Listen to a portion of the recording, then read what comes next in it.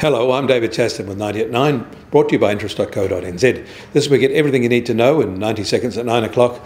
With news, markets have turned positive today, even as officials warn of a difficult period ahead for the pandemic. There were two services sector temperature checks out overnight for the US. Both show a good expansion, now getting the post-pandemic bounce the factory sector got earlier. But there is no new news on progress for more fiscal stimulus in the US. It is still tied up in congressional disagreement and administration confusion. In Japan, their services sector is still declining, even if it is at a slower pace than when the pandemic started.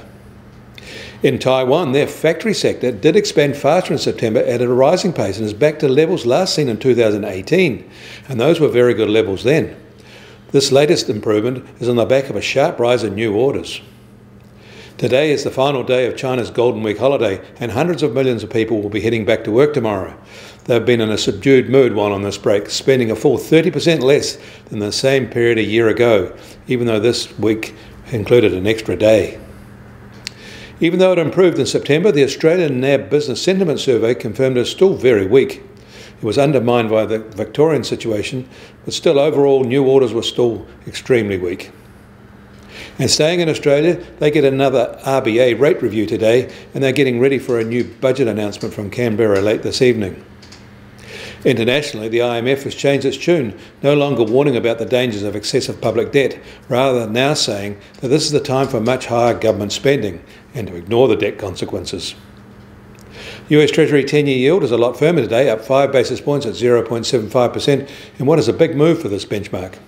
And the price of gold is up $16 this morning to $1,915 an ounce, and silver's jumped 2.5% in enthusiastic trade.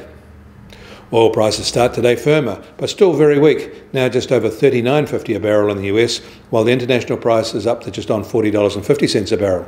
These levels are $1.50 higher than this time yesterday. And the Kiwi dollar starts the day unchanged at 66.4 US cents. Against the Australian dollar, we're lower at 92.4 Australian cents, and against the euro, we're also lower at 56.3 euro cents. That means our trade weighted index is at 69.6. I'm David Chaston. That was 90 at 9, brought to you by interest.co.nz.